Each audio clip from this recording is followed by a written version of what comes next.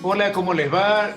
Nuevamente aquí en esta nueva emisión de este ciclo de residencias cuidadas.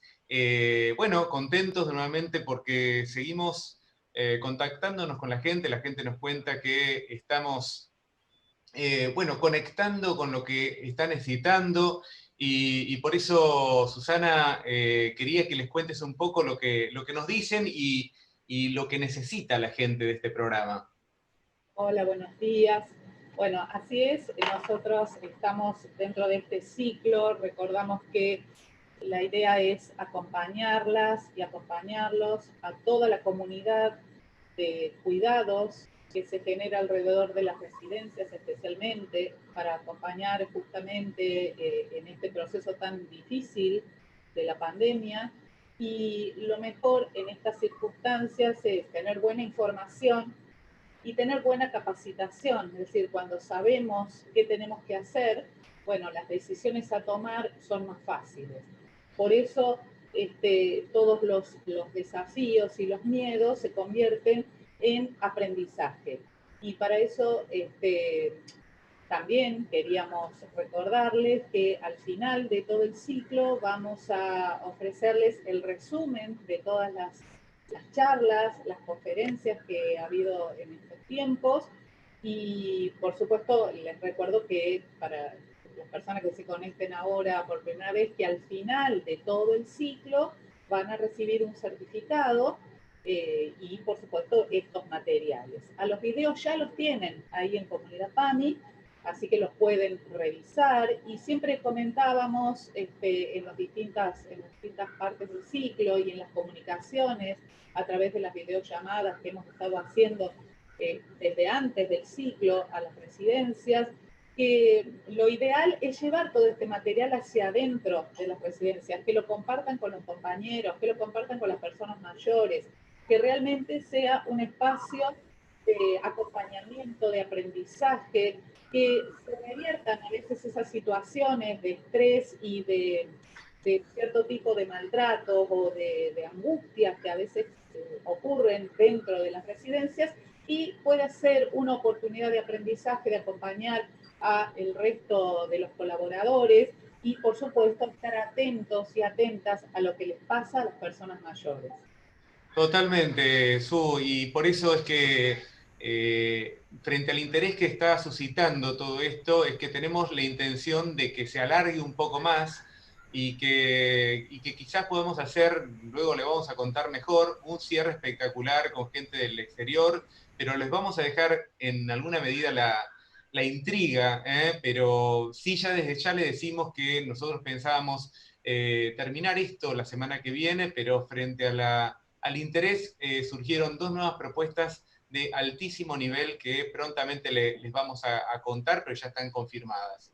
La verdad es que nos gusta que esto, que la gente pueda, como vos decís, sentir que los estamos acompañando con todo esto, y por eso en esta pequeña revisión que podemos hacer, donde pudimos trabajar temáticas tan importantes como la comunicación con personas con demencia, la comunicación entre el personal y los residentes, los casos donde pudimos ver cómo se podía trabajar con una atención centrada en la persona, y en el último con Fabián, donde realmente nos mostró la importancia que tiene cuidar al personal, ¿no? Que muchas veces damos por sentado de que la gente va a trabajar, pero la gente además de trabajar tiene que estar cuidada, protegida, y nos mostró con muchísima evidencia que a nivel mundial, frente a esta situación tan novedosa, todos están resolviendo lo mismo, que quizás nosotros dimos un pasito más en esta modalidad de llegada más ambiciosa de poder tener nuestro programa de televisión claro, de una televisión distinta, pero televisión al fin, a través de Comunidad PAMI. Así que, bueno, frente a todo esto quiero darle el lugar a Mónica para que presente, como siempre, nuestro programa. Así que, Mónica, te damos la palabra. Muchísimas gracias Ricardo, muchísimas gracias Susana, muchísimas gracias doctor Bustín por estar acá compartiendo sus saberes con nosotros. Realmente estamos muy contentos y contentas y contentes de poder estar nuevamente con todos ustedes. Realmente hemos hablado mucho con la directora ejecutiva de PAMI, la licenciada Lana Volnovic, respecto a esta formación, porque el interés que tiene el instituto es llegar a todas las personas que trabajan en la para acompañarlos, para acompañarlas, para darle herramientas, para hacerlas sentir que no están solas, porque esto es un momento muy difícil, más allá de que la formación excede, obviamente, el momento de la pandemia. En este momento tan complicado, queremos que sepa que el PAMI, que el instituto, que su directora ejecutiva, que todo su equipo está al lado de todos ustedes. Y la verdad que estamos muy contentos porque hemos recibido muchas llamadas por parte de las residencias, sobre todo en los últimos 15 días, donde ya la gente se ha acostumbrado al espacio de estos viernes, que tanto a Susana como a Ricardo les quiero decir que no lo vamos a tener que dejar, porque la gente ya encontró acá una herramienta fundamental para la tarea cotidiana. Hemos estado recibiendo muchas llamadas, y bueno, quiero felicitar al equipo de PAMI Comunidad, porque como dicen los actores y actrices, ¿no? Ustedes nos ven a nosotros, pero detrás de escena hay un equipo maravilloso de compañeros, compañeras que están trabajando para que esto sea posible, y de hecho nos están manifestando las residencias que a veces no pueden estar por la tarea los viernes a las 11 de la mañana, pero suben a PAMI Comunidad y ven los videos, y para ellos es fundamental. Así que realmente estamos muy contentes, por decirlo con un lenguaje inclusivo, que para nosotros también es muy importante, de poder acompañarlos en este camino que tiene que ver con la mejora de la calidad de vida de las personas mayores que tenemos en la residencia. Y un dato no menor es el tema que va a abordar hoy el doctor Agustín, que es el tema del deterioro cognitivo, porque ustedes saben que el promedio de edad en las residencias que tiene PAMI, ya sean contratados, gestión propia, el 53% tiene más de 80 años. Y ahora el doctor seguramente nos va a explicar que después de los 80 años tenemos posibilidad de tener algún declive, de tener cognitivo o alguna demencia. Entonces, es muy importante que podamos también pensar en cómo mejoramos la calidad de vida de las personas que transcurren estas situaciones. Así que bueno, felicitarlos a todos, agradecerle mucho al doctor Agustín, y le doy la palabra a Ricardo para que continúe con la actividad. Bueno, muy gracias Moni, y en realidad ahora vamos a ver un video que estamos esperando, que nos tiene preparado Comunidad PAMI. Programa Residencias Cuidadas. Desde PAMI promovemos una comunidad de cuidados que integre a todos los actores involucrados cuando se detecte un caso sospechoso de COVID-19 en residencias de larga estadía. El programa Residencias Cuidadas tiene un abordaje médico, epidemiológico y psicosocial de los posibles brotes en residencias prestadoras de PAMI para el monitoreo permanente de las residencias de larga estadía y a su vez poder informar y asistir de manera integral a los familiares y referentes afectivos de las personas residentes en los momentos que más lo necesitan. Cuidarnos entre todos y todas es la única manera de poder frenar el avance de esta pandemia.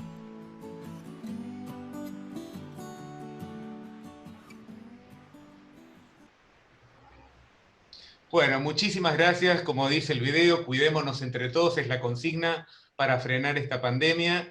Y ahora sí vamos a tener la alegría de poder presentar a Julián, que además de ser un destacadísimo profesional, es compañero nuestro, él es doctor en medicina, es profesor en la Universidad Favaloro y, bueno, como decíamos, es integrante de esta secretaría. Y tiene un tema que creo que es fundamental, Mónica ya lo prologó en alguna medida, que es el otro desafío y la atención de las personas con demencias. La verdad que todos sabemos que es una de las grandes dificultades que se tienen en general en las residencias, y creo que hoy más que nunca estas palabras nos van a venir muy bien. Julián, te damos la palabra. Bueno, primero muchas gracias Ricardo, Susana, Mónica por permitirme estar en este ciclo. También quería agradecer a todos los que nos escuchan todos los viernes y también a mis colegas que dieron las charlas en las sesiones anteriores, que la verdad que fueron de un nivel excelente. Así que ahora vamos a empezar a hablar del tema de hoy, que es el otro gran desafío. Y para que hablemos del otro gran desafío, primero tenemos que hablar de cuál es el primer gran desafío. Y el primer gran desafío es mantener la salud en los residentes, en los familiares de los residentes, en la población de PAMI, en los trabajadores, para poder lograr que esta comunidad, que llamamos la comunidad de residencias de larga estadía, se encuentre en estado de salud. Y al hablar de salud, nos referimos a la definición de la Organización Mundial de Salud, que es un estado, la salud es un estado de completo bienestar físico, psíquico y social, y no meramente la ausencia de enfermedad. ¿Y por qué es este el primer gran desafío? ¿Por qué el primer gran desafío es mantener la salud en esta comunidad de las residencias de larga estadía? Porque, como mencionaba Mónica recién, sabemos que en las residencias de larga estadía el porcentaje más alto son personas mayores, y en todo el mundo se ha demostrado que las personas mayores son las que están más en riesgo de sufrir una enfermedad severa por esta pandemia. Por ejemplo, en China, el promedio de mortalidad fue del 2%, pero las personas mayores de 60 años tuvieron un promedio de mortalidad del 10%, es decir, 5 veces más que la población general. También es importante remarcar que si bien el promedio de mortalidad fue del 10%, tampoco tenemos que pensar que cualquier persona mayor de 60 años que se enferma va a sufrir consecuencias graves de tener el coronavirus. Porque como estamos viendo, es el 10% está muy alejado del 50% o del 100%. Entonces tenemos que tener en claro, digamos, todos tenemos este concepto de que las personas mayores son las personas que están más en riesgo, y es cierto eso, pero el riesgo tampoco es tan alto. También es el primer gran desafío la comunidad de las residencias de larga estadía, porque los profesionales de la salud también tienen un riesgo aumentado con esta pandemia. En los profesionales de la salud es el doble el riesgo que en la población general. Y entonces en las residencias lo que nosotros tenemos es personas mayores de 60 años, trabajadores y personal de salud que están rotando, entrando y saliendo, vuelven a sus casas, y también en las residencias se encuentran en un lugar donde el distanciamiento físico se hace más complicado, y sabemos que esto también es un factor de riesgo. Digamos, es importante, como hablábamos en las charlas anteriores, que estamos hablando de distanciamiento físico y no de distanciamiento social. No hay ninguna razón por la cual en una residencia no podamos mantener un distanciamiento físico y no social, porque lo importante es el distanciamiento, no tener ningún tipo de distanciamiento social. Y también, por último, tenemos en las residencias el talón de Aquiles de esta pandemia, que son los asintomáticos. Debido al largo tiempo de incubación de esta enfermedad, digamos, en todo el mundo, las personas asintomáticas han sido la principal fuente de contagio en las residencias y en los demás lugares de la población. Entonces, teniendo en cuenta que los residentes en su mayoría son personas mayores, que hay profesionales de la salud, que hay muchos profesionales de la salud y trabajadores que entran y salen, materiales que entran y salen, que estamos en un lugar con cierta limitación para el distanciamiento físico, y el tema de los asintomáticos, no nos deben sorprender estos números que muestran que, por ejemplo, en Francia, en Bélgica, en Canadá, en Irlanda y en Noruega, más del 50% de la mortalidad fue en residencias de larga estadía. Para eso, nosotros hicimos, para garantizar la salud de esta comunidad de residencias de larga estadía, como habíamos hablado, es que se hizo en PAMI este programa de residencias cuidadas y por suerte, digamos, los resultados que estamos teniendo son mucho mejores que lo que sucedió a nivel mundial, como les mostré en la diapositiva anterior. Entonces, ya hablamos del primer gran desafío, pero el nombre de esta charla es el otro gran desafío. ¿Y cuál es el otro gran desafío? El otro gran desafío son las personas que tienen demencia, es decir, las personas que tienen enfermedad de Alzheimer u otras demencias. En nuestro país no tenemos estadísticas fidedignas de cuál es la prevalencia en las residencias de larga estadía de personas con demencia. Pero, por ejemplo, en España, 65% de las personas que viven en residencias de larga estadía tienen una demencia. Y cuando estamos hablando de demencias, a lo que yo me refiero, según la definición del Alzheimer Association, que es la última definición clínica, son personas que tienen síntomas cognitivos o conductuales que interfieren con su posibilidad de realizar las actividades de todos los días. Es decir, personas que tienen, ya sea por sus síntomas cognitivos o conductuales, dificultades para realizar todas las actividades que nosotros realizamos normalmente, ya sea desde vestirnos, a comer, hasta transportarnos, hasta manejar el control remoto de la televisión, o sea, todas las actividades de la vida diaria. Ese deterioro en las actividades de la vida diaria tiene que ser mayor al funcionamiento previo que venía teniendo esa persona. Y esos síntomas cognitivos y o conductuales deben afectar al menos 2 de las siguientes funciones o dominios mentales. Deben afectar por lo menos 2 cosas, ya sea la memoria, el lenguaje, la atención, la orientación, las funciones visoespaciales, el razonamiento y los síntomas conductuales o psicológicos de la demencia. Es decir, que para que una persona tenga una demencia, lo que tiene que tener es dificultades para llevar las actividades de la vida diaria, tiene que tener un peor funcionamiento que el que tenía previamente, y tiene que tener 2 funciones mentales afectadas, ya sea la memoria, el lenguaje, la atención, o incluso tener algún síntoma conductual o psicológico. Si una persona cumple esos 3 criterios, se considera que tiene una demencia. Y como decía Mónica, digamos, el factor de riesgo más importante para tener una demencia es la edad.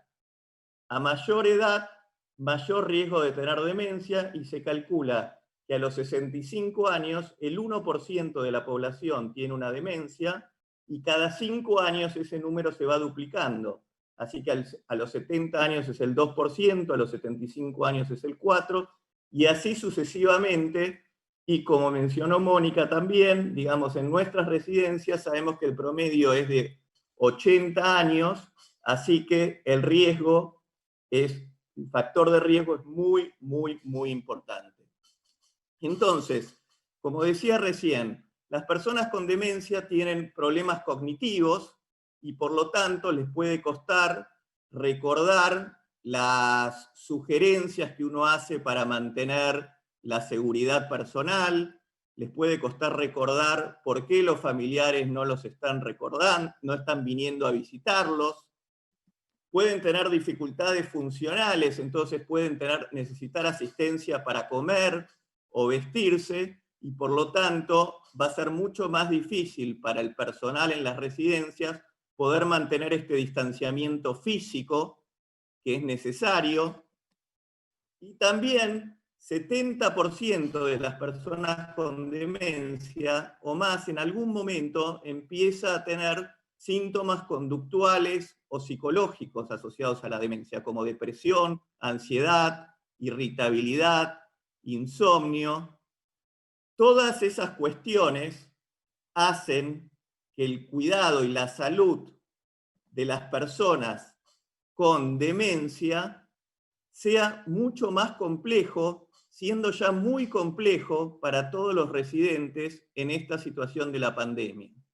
Así que todas estas situaciones crean una especie de tormenta perfecta donde nosotros tenemos que poner todo nuestro ingenio para lograr la mayor salud de estas personas. Y para eso, como vinimos hablando en las charlas anteriores, es esencial la atención centrada en la persona. Acá les estoy compartiendo el decálogo de la atención centrada en la persona, donde fundamentalmente dice que cada persona es diferente y para realizar un buen cuidado y un tratamiento tenemos que centrarnos mucho en la historia de esa persona.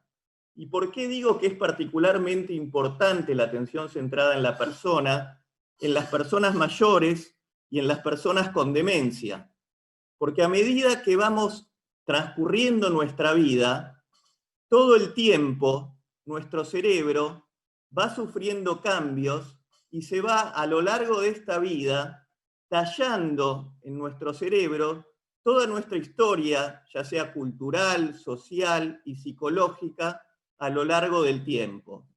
Entonces, cada uno de nosotros tiene en nuestro cerebro un diamante en bruto que vamos puliendo a lo largo del tiempo y se va volviendo cada vez una piedra más preciosa y una piedra irrepetible y diferente a cualquier otra persona.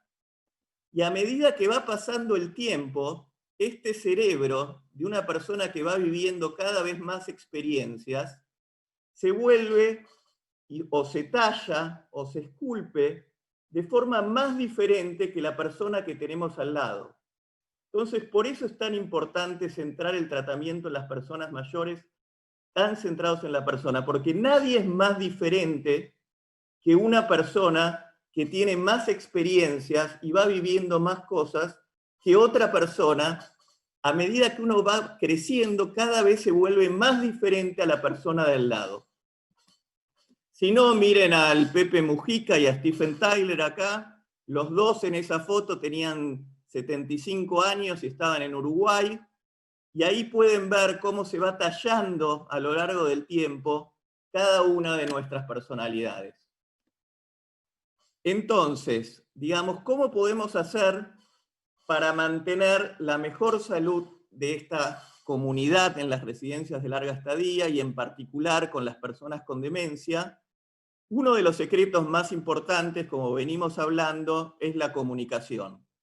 Entonces, cuando las personas en las residencias de larga estadía tienen dificultades por estas cuestiones cognitivas de comprender qué es lo que está sucediendo con la pandemia, es muy importante comunicar qué es lo que está sucediendo de manera sencilla, limitar la exposición prolongada a los medios de comunicación. Cuando las personas quieren salir de la residencia para hablar con un familiar, explicarle cuál es la situación y tratar de contactarlos con esos familiares utilizando los medios que estén disponibles, ya sea el teléfono, ya sea el celular para hacer una videollamada. Y es importante, cuando hay este tipo de situaciones, otra de las formas de poder comunicarse mejor es, si la situación sigue insistiendo con este tema y va escalando, es usar la técnica de distracción. Digamos, muchas veces en las personas con deterioro cognitivo, debido al mismo problema cognitivo, si uno puede centrar la atención en otro aspecto que sea más placentero para esa persona, uno logra reducir esas situaciones de estrés y por el mismo problema cognitivo, luego de un tiempo, esa persona se va a olvidar de lo que le estaba causando y después uno puede volver a ese tema y poder conversarlo desde otro lugar. También, si las personas con demencia empiezan a tener dificultades para comprender y recordar las medidas preventivas de higiene y distanciamiento físico, es importante apoyarlos en esto y tener todo tipo de recordatorios, ya sea verbales o físicos, para que las personas con deterioro cognitivo puedan recordar mejor estas indicaciones. También, muchas veces, hay que supervisar estas indicaciones con las personas con deterioro cognitivo, o incluso lo que uno puede hacer es hacerlas en espejo. Muchas veces a las personas con deterioro cognitivo les sirve para recordarlo que alguien esté paralelamente haciendo las mismas actividades que uno tiene que hacer. Entonces, si hay que ponerse el barbijo, por ejemplo, puede servir muchas veces que la persona que está trabajando en la residencia se ponga el barbijo y le diga, por favor, repetí esto, y la otra persona es mucho más fácil poder volver a hacerlo. Otro tema importante es que las personas con deterioro cognitivo tienen un aumento de la sensibilidad. Digamos, como están con estas dificultades cognitivas, son mucho más sensibles a los ruidos o al agua si está muy caliente o muy fría. Entonces es muy importante tener esto en cuenta para ver cómo se maneja el ambiente en las residencias para que las personas con problemas cognitivos no tengan un aumento debido a esta sensibilidad y se encuentren más irritables, más ansiosos por cuestiones que no nos estamos dando cuenta, pero que a ellos les está sucediendo. Y por último, digamos, me parece que es importante remarcar la importancia de mantener las rutinas, sobre todo en las personas con deterioro cognitivo, porque no hay nada que altere más a las personas con deterioro cognitivo que alterar sus rutinas, porque realmente, ustedes imagínense que tienen dificultades para entender qué día es, en qué momento estamos del día, y de repente cambian lo que hacían diariamente. Entonces, las personas con deterioro cognitivo tienen una sensibilidad muy especial a los cambios de rutina, así que es muy importante para estas personas mantener horarios regulares en los cuales se van a levantar, en los cuales van a comer, en los cuales se van a higienizarse, en los cuales van a dormir, y tratar de mantener estas rutinas lo mejor posible, y no hablamos de mantener las rutinas para tener una cosa rígida y estricta, sino que eso es una cuestión que disminuye la ansiedad en las personas con deterioro cognitivo. Las personas con deterioro cognitivo tienen una gran incertidumbre permanentemente, porque no saben qué es lo que está pasando y qué es lo que va a pasar. Entonces, mientras más cuestiones podemos tener en formas rutinarias y ordinarias, vamos a poder disminuir los niveles de ansiedad en esas personas. El otro aspecto que me parece importante es tratar de incluir a todos los residentes en las actividades de las residencias. Digamos, que los residentes se sientan parte de esta comunidad. Pero, digamos, podemos tener todos los cuidados centrados en la persona, podemos ser los especialistas máximos en personas con deterioro cognitivo, podemos ser los especialistas máximos en la mejor comunicación, en hacer las mejores rutinas, pero como decía Toussaint, esto puede fallar. Digamos, estas enfermedades, a pesar de que podemos tomar todos los recaudos, las personas con demencias pueden tener empeoramientos cognitivos, empeoramientos en su funcionamiento, pueden tener más síntomas conductuales y psicológicos asociados a la demencia, y eso va a suceder más allá de que hagamos todo lo que venimos diciendo que hay que hacer. Entonces, ¿qué hacemos cuando sucede ese tipo de cosas? ¿Qué hacemos cuando un residente si tiene deterioro cognitivo en particular, empieza a estar deprimido, o empieza a tener alucinaciones, o empieza a estar agitado, o notamos que tiene un deterioro cognitivo mucho mayor al que tenía el día anterior. Bueno, lo primero que tenemos que hacer es caracterizar los síntomas. Es decir, ¿qué le está pasando a esa persona? ¿Qué le pasó antes? ¿Qué le pasó durante? ¿Y qué le pasó después? ¿Qué es exactamente lo que le está pasando? ¿Cómo sucede? ¿Cuándo sucede? ¿Qué cosas gatillan estos síntomas? ¿Qué nivel de distrés le está generando todos estos síntomas a la persona y a toda la comunidad de la residencia? ¿Tiene algún antecedente similar que ya le haya pasado esto? Entonces, cuando describimos todos estos síntomas, investigamos las causas subyacentes de lo que le está pasando, lo primero que yo les quiero transmitir, y es un concepto muy importante, que si hoy les queda este concepto, yo me voy a dar dado por satisfecho, es que cuando suceden estas cosas, lo primero que tenemos que hacer, si una persona con deterioro cognitivo empieza con síntomas cognitivos o conductuales o psicológicos, es descartar que haya una causa médica de lo que le está sucediendo. Digamos, las personas con deterioro cognitivo, el riesgo, hay un cuadro que se llama, que acá lo tienen escrito, que se llama delirium o síndrome confusional, que sucede en forma aguda, tiene un curso fluctuante, es decir, aparece y desaparece, y tiene alteraciones en el nivel de conciencia. Entonces, este cuadro que se llama delirium o síndrome confusional, que sucede cuando una persona en forma aguda, o sea, abruptamente, empieza con cambios cognitivos, cambios de la conducta. Esto es fluctuante, o sea, hay momentos del día que está mejor, hay momentos del día que está peor. El cuadro más frecuente de esto es algo que se llama delirium o síndrome confusional. Y esto sucede porque las personas están teniendo una enfermedad física que les causa este cambio tan abrupto. Este cambio tan abrupto, ya sea cognitivo o conductual. Entonces, cuando nosotros vemos esos cambios, pensamos, bueno, algo le está pasando con su demencia, pero la causa más frecuente de estos cambios cognitivos y conductuales es este cuadro que se llama síndrome confusional, y es secundario a una enfermedad médica.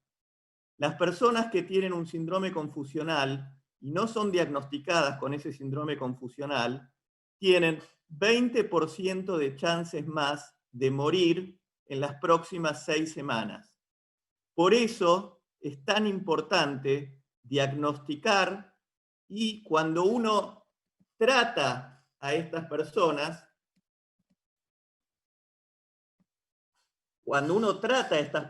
con síndrome confusional, los trata sobre la causa que le está causando ese síndrome confusional, que como les dije, es siempre médica, y las causas más frecuentes son la infección urinaria, por ejemplo.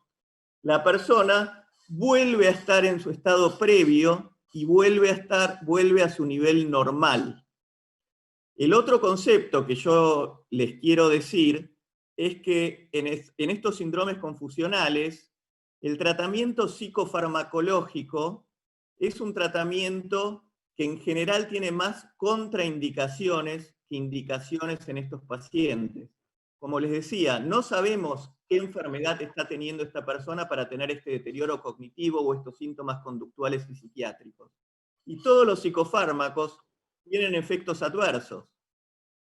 Entonces, si nosotros le damos un psicofármaco a una persona que está con un síndrome confusional, tenemos más posibilidades de producirle un efecto adverso que de darle un beneficio. Por lo tanto, solo vamos a utilizar psicofármacos cuando estas personas presentan un riesgo para sí o para terceros, o directamente no se le puede hacer los estudios médicos porque la persona está tan agitada y sintiéndose tan mal. Entonces, si una persona empieza con síntomas, con un deterioro en sus síntomas cognitivos o en sus síntomas psicológicos, lo primero que vamos a descartar es que no tenga un síndrome confusional. Descartamos que no tenga un síndrome confusional y vamos a seguir investigando cuáles son las causas de estos síntomas cognitivos y conductuales que está teniendo, y para eso vamos a fijarnos si hay otras causas médicas, por ejemplo, que le pueden estar causando estos síntomas. Por ejemplo, las causas más frecuentes son el dolor o la constipación. Nos vamos a fijar en los aspectos ambientales. Les decía, digamos, muchas veces estos síntomas empiezan a suceder porque en la residencia hace mucho frío, o hace mucho calor, o hay mucho ruido, o hay poco ruido. Entonces hay que revisar todas esas cuestiones ambientales. O puede haber razones psicológicas, digamos, puede ser que el residente esté preocupado por alguna cuestión familiar o alguna situación que le está causando estrés, o puede ser cuestiones relacionadas con el personal, digamos, que el personal está con un estrés muy alto y entonces la forma en que se está comunicando con el residente es diferente y el residente lo percibe, o el personal que siempre estaba dándole los cuidados a ese residente, ese día justamente no fue y el residente está preocupado por eso. Entonces, tenemos que ver, centrado en la historia de esa persona, cuáles pueden ser las causas de esos síntomas que está teniendo, ya sea del empeoramiento de esos síntomas cognitivos o conductuales que está teniendo. Entonces, una vez que investigamos esas causas y sabemos cuáles son las causas, vamos a poder tratarlo apropiadamente. Y el tratamiento de primera elección es el tratamiento psicosocial. Tenemos que tener claro que el tratamiento de primera línea para el deterioro cognitivo o para los síntomas conductuales o psicológicos asociados a la demencia es el tratamiento psicosocial. ¿Y en qué se basa? Se basa, bueno, volvemos a repetir, centrado en que cada residente es único y su historia va a marcar cuál va a ser el tratamiento más adecuado para él. El tratamiento se va a basar también en modificar estos factores que nosotros vimos que ambientalmente podían estar intensificando los síntomas.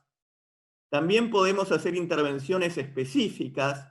Hay muchísima evidencia que la musicoterapia, la aromoterapia, la relajación, la recreación disminuyen estos síntomas conductuales y psicológicos asociados a la demencia, y que también toda la psicoeducación con los cuidadores, todo esto que estamos haciendo, toda la psicoeducación con el personal de salud, lleva a poder disminuir estos síntomas conductuales y psicológicos asociados a la demencia. Si la persona, a pesar de todos estos tratamientos psicosociales que realizamos, continúa con estos síntomas, y estos síntomas son severos y le causan riesgo a esta persona o a la misma comunidad de las residencias, y no tuvo respuesta a los tratamientos psicosociales, en ese caso vamos a usar un tratamiento psicofarmacológico. Pero es muy importante que solo vamos a usar el tratamiento psicofarmacológico en los casos donde los síntomas son severos y donde hay riesgo para la persona o para toda la comunidad de las residencias. Y los psicofármacos que más comúnmente se utilizan para este tipo de situaciones son los antipsicóticos. Pero tenemos que entender que los antipsicóticos es un tratamiento muy controvertido, pero que muchas veces es necesario. Y yo les digo que es un tratamiento muy controvertido porque está demostrado, digamos, sin lugar a dudas, que en las personas con demencia los antipsicóticos aumentan la mortalidad hasta 2 o 3 veces, aumentan el riesgo de accidente cerebrovascular, y también los antipsicóticos disminuyen el funcionamiento cognitivo de las personas con demencia. Es decir, que estamos utilizando un tratamiento que, como dije antes, muchas veces es necesario, pero tenemos que saber que aumenta la mortalidad, aumenta el riesgo de accidente cerebrovascular y aumenta el riesgo de deterioro cognitivo, que es fundamentalmente lo que está causando todos los síntomas. Entonces, cuando vamos a usar estos antipsicóticos, al igual que en la vida, tenemos que saber elegir cuál utilizamos y saber por qué elegimos tal cosa. Y lo que los estudios demuestran es que hay ciertos antipsicóticos, como el haloperidol, que es el que más aumenta el riesgo de mortalidad por el uso de medicación en esta población específica. Después le siguen la olanzapina y la risperidona, y el que menos riesgo tiene es la quetiapina. Pero también sabemos que de todos estos medicamentos, la quetiapina es el menos eficaz para estos síntomas conductuales y psicológicos asociados a la demencia. Entonces, tenemos que la medicación con más riesgo es el haloperidol, después le sigue la risperidona y la olanzapina, pero que la que es más segura es también la menos eficaz. También sabemos que si utilizamos dosis más altas de cualquiera de estos medicamentos, aumentamos el riesgo de mortalidad. O sea, tenemos que usar las medicaciones que son más seguras, con la combinación con ser más eficaces, pero lo que no hay duda es que tenemos que utilizar la menor dosis posible. Entonces, ¿cuándo vamos a usar antipsicóticos en esta población? Cuando hay una persistencia de los síntomas conductuales y psicológicos asociados a la demencia, luego del tratamiento psicosocial. Estos síntomas conductuales producen un riesgo para el residente o para la comunidad de la residencia, y es muy importante documentar en la historia clínica por qué estamos usando antipsicóticos y revisar la indicación de esos antipsicóticos a las 6 semanas. Porque muy frecuentemente nosotros empezamos a utilizar ya sea antipsicóticos o benzodiazepinas como el clonazepam, el alprazolam, el lorazepam, y las personas, los residentes, lo siguen tomando por meses y meses y nadie revisa para qué está tomando esa medicación. Y ya para ir terminando, digamos, como vimos en la charla del doctor Trisquier, digamos, no podemos tener una salud en la comunidad de las residencias si no tenemos salud en los profesionales de la salud, en los trabajadores en las residencias, y para eso nosotros tenemos siempre bien presente estos 5 conceptos de escúchame, protégeme, capacítame, apóyame y cuídame como las bases fundamentales de cómo desde PAMI estamos tratando de apoyar a todos los trabajadores en las residencias. Y por último, digamos, lo que nosotros nunca podemos dejar de hacer es de innovar, es de pensar cuáles son las mejores formas para mantener la salud de nuestros residentes. Acá tenemos la experiencia de Tandil, donde hicieron toda esta estructura para que las personas se puedan contactar físicamente de alguna manera con los residentes. Y es muy importante, por ejemplo, con lo que les decía, con las personas con demencia, en este tipo de iniciativas hay que explicarles reiteradas veces cuál es esta modalidad para que puedan entender qué es lo que va a pasar. Porque en mi experiencia, digamos, si uno lleva a una persona con demencia directamente a la zona sin explicarle nada, la persona se asusta, porque no entiende qué es lo que está pasando. Lo único que ve es una bolsa y una persona que está toda cubierta con barbijo y que no la logra reconocer, que le está tratando de agarrar. Entonces, vuelvo a reiterar, digamos, el otro gran desafío son las personas con demencia por todo este tipo de situación, donde hay que hacer un trabajo extra para explicar cada situación y prevenir situaciones de distrés. Para terminar, digamos, esta es una foto del equipo argentino de la Copa Davis que ganó en el año 2016, donde decía un equipo, un país, un sueño. Y todos nosotros, en la comunidad PAMI, en las residencias, tenemos un sueño, tenemos un equipo, y que es lograr la mejor salud para todos nuestros residentes. Muchas gracias.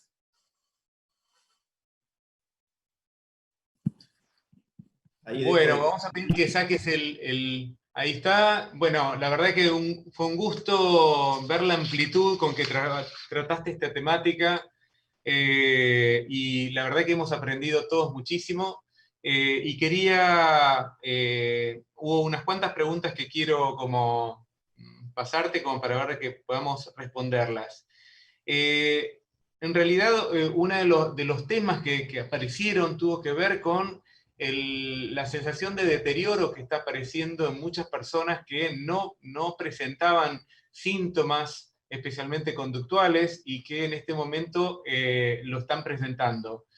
Me pregunta Nélida Fajín, que es una gran escucha de este programa, si hay alguna evidencia empírica, alguna investigación que trate la temática. Sí, hasta el momento, digamos, como es todo tan reciente, no ha salido publicado ninguna investigación donde demuestra que efectivamente en las residencias de larga estadía ha habido un empeoramiento de estos síntomas conductuales durante la pandemia. Tampoco ha habido ninguna evidencia en la comunidad que las personas con demencia han aumentado los síntomas conductuales y psiquiátricos asociados a la demencia. Sin embargo, digamos, están empezando a salir reportes donde muestran esto, y uno no debería sorprenderse porque, como estuvimos viendo, digamos, muchas de las situaciones que pueden aumentar estos síntomas se están viviendo en mayor medida en estas circunstancias. Entonces, tenemos que hacer todos el máximo esfuerzo para poder mantener estas cuestiones que sabemos que son factores de riesgo para tener este tipo de síntomas. Y en estas circunstancias es mucho más trabajoso y es mucho más difícil mantener alguna de esas actividades, pero la respuesta de los residentes es lo que nos tiene que dar la seguridad de que ese es el camino por el cual hay que ir. Sí, también nos comentaban, bueno, si esto se relacionaba con el distanciamiento de la familia, que puede generar esta situación, y también lo que comentan es que en el momento de la comida se observan más crisis que lo que se observaba en otro momento, y en la misma persona comenta que están desarrollando talleres específicos para poder mejorar estas prácticas. ¿Cómo lo ves vos? Así es, digamos, a mí me parece que hay momentos particulares donde las personas sienten que son el momento donde pueden tener este tipo de situación y donde pueden expresar cómo se sienten. Pero a mí me parece que es una cuestión que no se puede abarcar solo desde un punto de vista, sino que hay que tomar en cuenta todas las cuestiones que venimos hablando para poder reducir este tipo de episodios. Bárbaro. También nos preguntan quién determina el diagnóstico, si puede ser el médico clínico, si tiene que ser un psiquiatra, un neurólogo. Digamos, depende de qué diagnóstico estamos hablando, digamos, pero como yo les mencionaba, digamos, si alguien comienza con un empeoramiento de sus síntomas cognitivos o conductuales de forma aguda, lo primero que hay que hacer es llamar al clínico para que descarte un síndrome confusional o delirium. Eso es lo primero que hay que hacer, porque todas las demás cosas se pueden ver y se pueden tratar con el tiempo. Pero como les dije, este síndrome confusional o delirium aumenta 20% las chances de morir en las próximas 6 semanas si no es tratado adecuadamente, y la causa es clínica. Entonces, cada vez que ustedes tienen un residente con un cambio importante, digamos, no estoy diciendo que está un poquito peor, digamos, sino que claramente todos notan que están cognitivamente peor, o que está conductualmente peor, más ansioso, con delirios, alucinaciones o lo que sea, hay que llamar al clínico para que descarte un síndrome confusional, porque eso se trata fácilmente y la persona vuelve rápidamente a estar como está. Eso es importantísimo porque muchas veces la gente lo desconoce y cree que es el inicio de una demencia, y no es así, y gran cantidad de casos se resuelven y sin dejar una afectación a la persona. 90% de los llamados que me hacen a mí son relacionados de residencia, son relacionados con este tipo de cuadros, y donde yo les digo, ¿por qué no llaman primero al clínico? La otra persona piensa, no quiere laburar de vuelta, se quiere quedar ahí en la casa, pero no, digamos, el tema es que yo, como les dije, digamos, puedo darle un psicofármaco, pero el psicofármaco tiene más riesgo que beneficios para ese momento en esa persona, porque no sabemos qué es lo que le está sucediendo, y tiene muchísimas chances de que sea algo clínico lo que le está causando todos esos síntomas.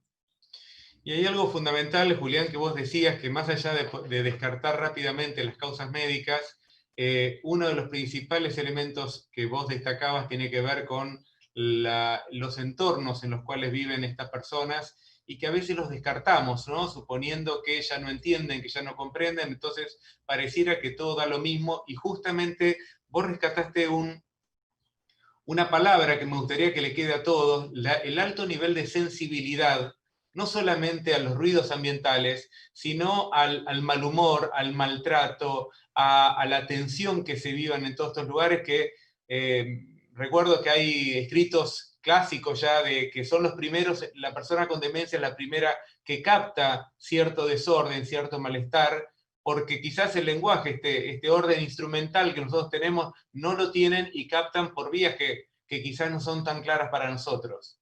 Sí, porque debido a las dificultades cognitivas, como están mucho más sensibles al tono de voz, entonces quizás les cueste entender qué es lo que a uno le están comunicando, y se centra en el tono de lo que le están comunicando. Exacto.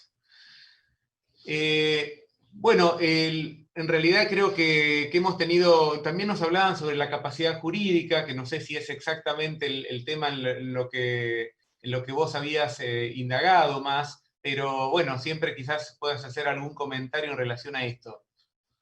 Bueno, digamos, la capacidad jurídica es una cuestión muy, muy amplia en estos casos, pero el concepto fundamental en las personas con demencia es que me parece que una persona, por tener demencia, no necesariamente no puede tomar decisiones sobre sí mismo. Es muy importante tener en cuenta que el concepto de capacidad para decidir es situación específica. Entonces, una persona tiene capacidad para decidir sobre un montón de cosas si puede entender lo que se le está planteando, balancear los pros y los contras de esa decisión y comunicársela a la otra persona. El diagnóstico de esa persona no delimita qué capacidad tiene esa persona para decidir, sino que la capacidad es en función de lo específico que tiene que decidir esa persona. Totalmente, y me parece que ahí está la sensibilidad y la inteligencia de una residencia en poder generar mayores posibilidades de tomar decisiones, incluso en situaciones complejas, ¿no? Muchas veces uno ve que la posibilidad de poner en las puertas un color determinado para que la persona no se pierda y pueda seguir manejándose sola, son tomas de decisiones en distintos momentos de la demencia que, por otro lado, tiene estadios muy amplios, muy diferenciados, y creo que tenemos que saber que el inicio de una demencia no tiene nada que ver con los estadios medios o los finales. Y creo que en cada momento tenemos que saber pensar esa persona en particular, que también sabemos que hay gente que durante mucho tiempo mantiene íntegras gran parte de sus capacidades a pesar de tener un diagnóstico de demencia, y esto siempre lo que nos indica es un poco la clínica o el estar con esa persona y poder tener la sensibilidad y la creatividad para poder seguir ayudándola. También nos dicen acá cómo mantener actividades cuando están aislados en sus habitaciones. Esa era la que iba justamente, no, perfecto. Digamos, volvemos al tema, digamos, hay mucho de lo que venimos repitiendo, que acá la importancia es del distanciamiento físico y no del distanciamiento social. Y me parece que si vemos todo desde esa perspectiva, vamos a encontrar rápidamente la respuesta. Digamos, tenemos que ver todas las formas de mantenernos socialmente próximos y físicamente distanciados. Y a partir de ahí hay un montón de recursos que podemos utilizar para lograr este objetivo.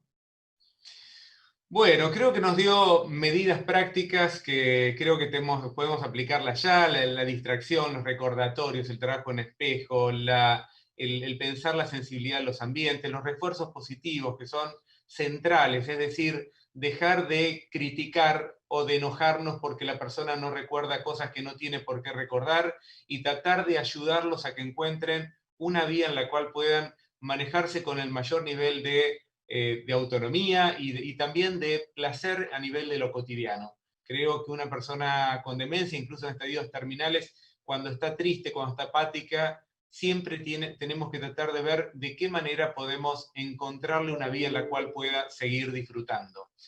Así que bueno, con esto la verdad que como decíamos, aprendimos un montón, y nos queda la semana que viene un tema que seguramente a todos los que trabajan en residencia les va a venir muy bien, y que tiene que ver con la relación con los familiares.